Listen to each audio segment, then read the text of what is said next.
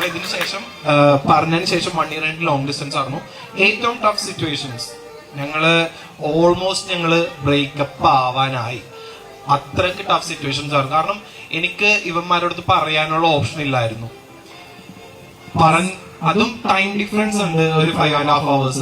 അതല്ലാണ്ട് ഇവന്മാരില്ലാത്ത സമയത്ത് വേണം എനിക്ക് ഇവളായിട്ട് സംസാരിക്കാൻ.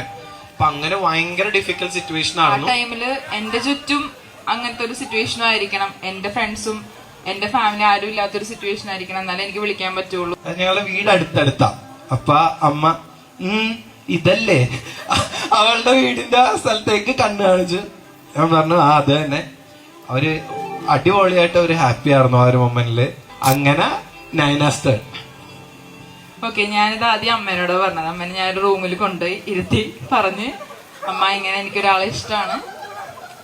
അപ്പൊ അമ്മ ചോദിച്ചു ആരാ? ഞാൻ പറഞ്ഞു ഇങ്ങനെ ഉണ്ണിയാണ്. അയ്യേ ഉണ്ണിയാണ്? അയ്യേന്നൊന്നും പറഞ്ഞില്ല, ഏകദേശം ഇങ്ങനെയൊക്കെയായിരുന്നു റെസ്പോൺസ്.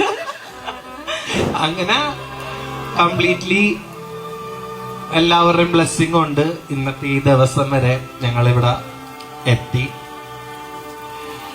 അപ്പോ ഇനിയും ഞങ്ങളുടെ ലൈഫ് സ്റ്റാർട്ട് ചെയ്യണുള്ളൂ. ഇനി മുമ്പോട്ട് എല്ലാവരുടെയും ബ്ലെസ്സിങ്സ് വേണം.